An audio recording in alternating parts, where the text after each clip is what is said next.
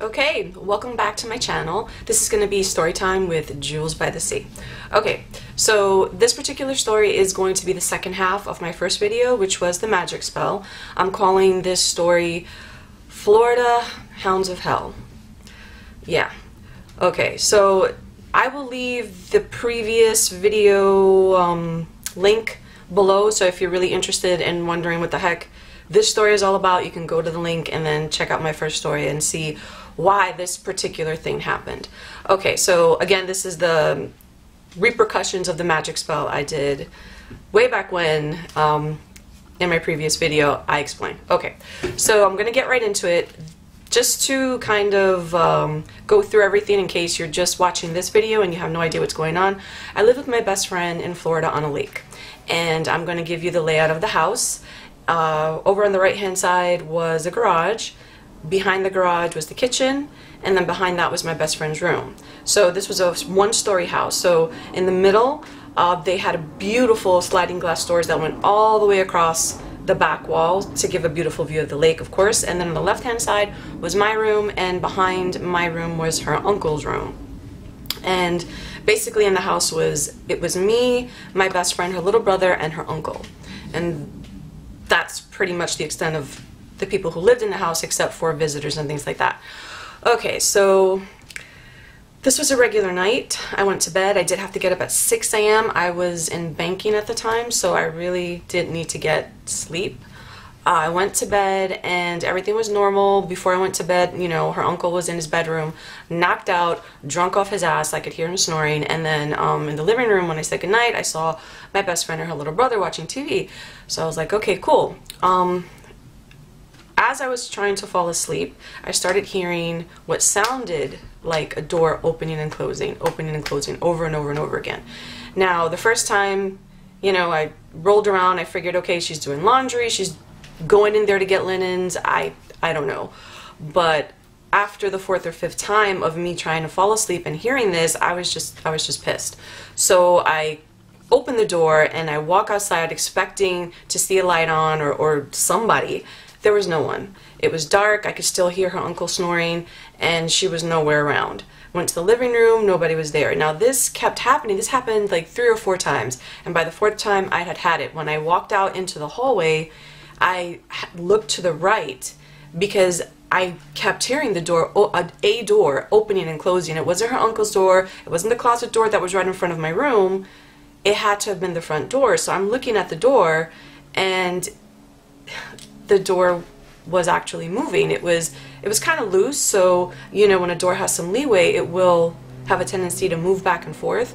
So when I stood there to look, not only was the door doing that, but the doorknob was twisting. And at first this was really slow, and I don't know how long I stood there because I couldn't believe this was happening. I've assumed nobody was at the front door because everybody we knew would come in and out of our house pretty much at random, and they were very comfortable with us. So, you know, there was normally no knocking, and 9 times out of 10 they would come through the garage because that was like our front door versus the actual front door.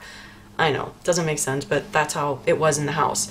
So as I'm looking at the door, I'm just trying to figure out, okay, what could it be? What is happening? I went to the living room. Nobody was in the living room. Everything was pretty much dark except for the moonlight. It was a full moon, so you know, the whole house was lit with the moon because they left all the blinds open. They pulled all the drapes back, and basically there was a lot of moonlight, so you could see in the house. You didn't need a flashlight or anything, I should say. So as I stood there, after I went to the living room, the door started rattling harder. It started moving faster. The doorknob really started to turn. And then I heard it. It sounded like, and this is really hard for me to explain because I've never heard anything like it since. And I know I've had animals, I've had dogs, ferrets, cats, mice, rats, you name it, I've had it. I've had it all. I've had almost every animal known to mankind. Well, maybe not known to mankind, but I've had a lot of pets. So I know what they sound like. I know what they sound like hurt. I know angry. I know playful. This thing outside sounded, it was garbled. It was guttural. it was just like no other animal I've ever heard, and it was growling, and it was not barking, just growling, just intent on getting in. And when I heard that, you know, the hair on my neck stood up, the hair on my arms stood up. I did not know what to think. So I'm like, okay, I'm reaching for shit. I'm like, okay, is it the guys we were dating that were 6 houses down? Are they playing a joke? Is there somebody outside? Did she leave one of the dogs out? At the time, there were 4 dogs in the house. Normally, they weren't in the house. She would leave them in the garage. So I was like, okay, maybe it was one of the dogs. And then I got really pissed because I'm like, how irresponsible can you be? How can you leave one of the dogs out? So I went to the garage. Now, if all of you know, if you have a pet, that pet wants attention 24/7. They want food, they want your love, they want hugs, kisses, whatever you can give them, they want it 24/7. So when I went to the garage door, I was expecting to get 4 dogs jumping up and down, you know, and I probably would have let them in because I was scared shitless. So when I went to open the door, something said, no, that's not a good idea. And so I just looked in, I turned on the light. They were all in a line.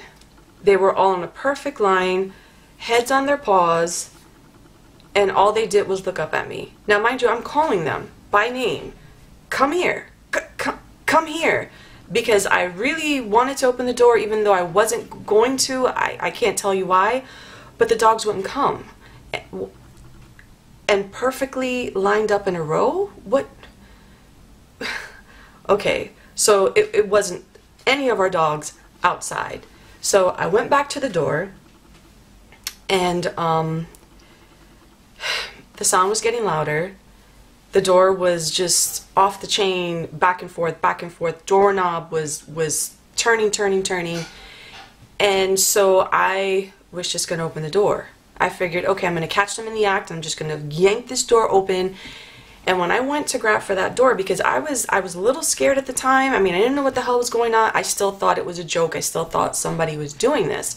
So when I went to grab the doorknob to just yank the door open, something stopped me. And I can't tell you what.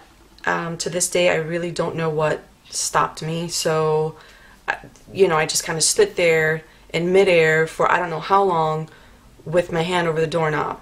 And then finally I said, you know what, I'm not going to open the door. So I got brave and I just ripped back there was a curtain. Again, this house had like a million windows, so I ripped back the curtain to see outside. And when I did that, everything stopped. The door stopped rattling, the doorknob stopped turning, and the noise went. And I really pulled back everything to look outside and scan, and there was nobody out there. When I let the drapes go, everything started again. Yes, everything started all over again. The door started going, the doorknob started turning, and that horrible, horrible sound that that animal was making, whatever it was, started up again, and it started up worse. It just sounded like it was thrashing itself up against the door. So, still trying to be rational. We lived on a lake, so we had all kinds of stuff. We had toys of every kind, and we had big mag lights. Maybe it wasn't a mag light. It was like a floodlight, and you would use it to like scan across the lake. So I took that thing. I went to every window I could find, and I flashed it. I flashed it all in the backyard. I flashed it at the side of the house. I flashed it at the front of the house. I really looked everywhere. There was nobody outside. There was nobody playing a joke. The guys were asleep. I mean, we all did work, so I'm pretty sure they were all sleeping. The house was situated at the end of the street, so there was no neighbors on the left-hand side and only one on the right. And they were elderly, and of course, they were not up. So that I pretty much ruled everything out. And then I remembered, well, maybe I should just go ask my best friend what the hell is going on. So I went to her room. Now, keep in mind, my best friend taught me how to horseback ride, how to wakeboard, how to, I mean, go mud holing. We did everything together, and we were very active, and she wasn't afraid of anything. So when she opened the door and I saw that knife in her hand and her eyes were like saucers, that freaked me out. And to kind of condense the story, She pulled me in and gave me her explanation. She said it started with the door knob turning, and that's what forced her and her little brother to run into the bedroom. Now at this point, I don't know if I made it worse. I don't know if it just knew we were all awake, but it got worse. Wherever we happened to be, that thing would come and throw itself up against the, you know, any window we happened to be next to. So we were all in her bedroom. Her bedroom had a huge bay window behind her bed. That thing with force would come around and just throw itself up against the window, and we would hear the growling and we would hear the gurgling, and we were scared out of our minds. So this went on for hours and hours and hours and hours, and we just didn't know what to do. So at one point, I just got us all together. We got into a circle. We said a prayer, and we called upon everything that we could think of. We called upon our guardian angels, we called upon the principalities, we called upon the warrior angels. Now they're all different phylums of angels, so we called everybody that we could.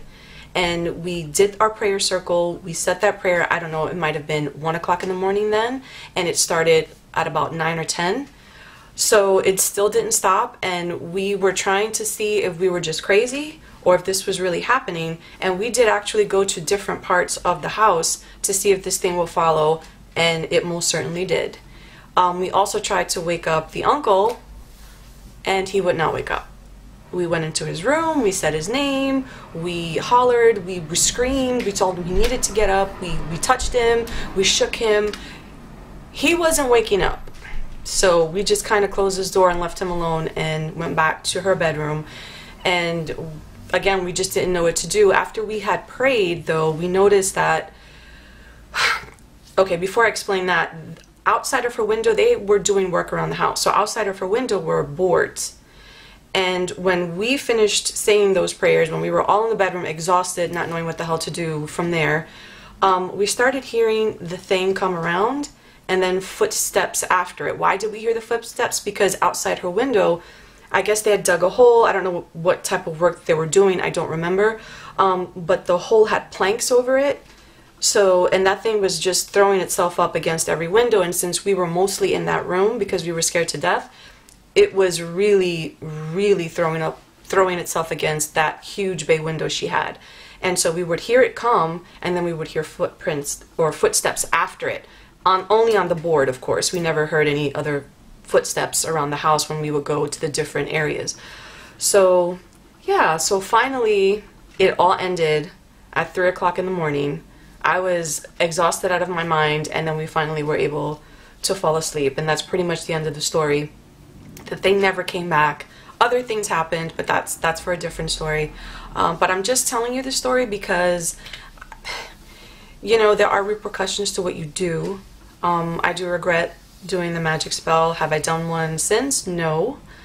Will I ever do one again? Absolutely not. You don't know what you're calling. And obviously, if you see my previous story, you'll realize that whatever gave us the outcome of that magic spell was there for payment. It wanted something. And the only thing I can say is that that night, that particular night, I don't always say the novena to my guardian angel, but that night I did. And I think that was our only saving grace. I think that was what made our prayers heard and helped us. I think that was it. That's the only thing I can say was prayer and faith, and the actual faith that I have 100% in my religion and in the fact that I do believe in angels and I do believe in fairies, and that's part of the reason why I say these stories, because I hope that there are other people out there with my interests and who will just watch and maybe comment. But at the same time, I just want to say, you don't know what you're calling, you don't know what you're dealing with, and it was really, really dumb of us to think that, you know, we could do a spell and not have any repercussions. And it's really scary to know that that the Florida, or not the Florida, but the Hounds of Hell could be real. And I'm glad I didn't see it, but I did hear it, and I will never, ever, ever forget the sound that animal made ever in my life. I would know it in my sleep. I would know it anywhere. And so I guess this is a story of caution. If you have any questions, if you have any comments, please make them. You know, I will respond if I can, and maybe we could share stories, or I would love to watch your videos on anything that has happened to you. But this is the end of my story. I pretty much don't have anything else to say about it. I probably will start rambling at this point, so I don't want to do that. So thank you for watching if you've watched, and this has been Storytime with Jules by the Sea.